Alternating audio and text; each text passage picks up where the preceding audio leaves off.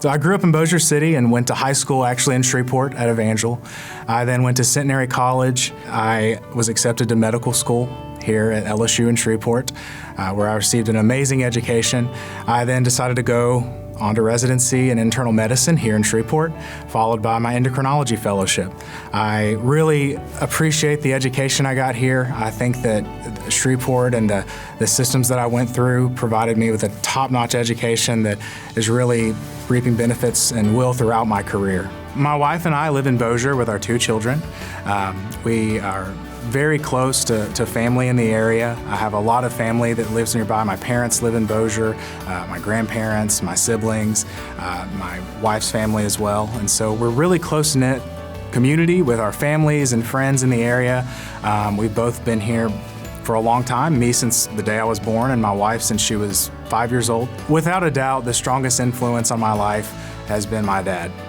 My dad is also a doctor, and in fact, the day I started kindergarten was the same day he started medical school. More times than I can count have had people that we'd be in a grocery store or wherever and people come up, "Hey, Dr. Rainwater, that's my doctor right there." And it always made an impact on me, the fact that he was really making a difference for people and that they appreciated him.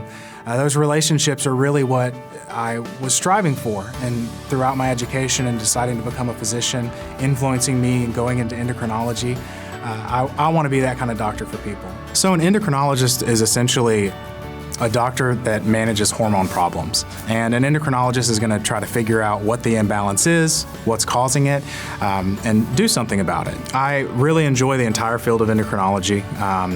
There's really no part of it that we practice that I don't really love practicing and helping people with, but I especially enjoy diabetes. I enjoy taking care of both type 1 diabetics who don't make enough insulin and need insulin just to keep going and keep their sugar from getting too high.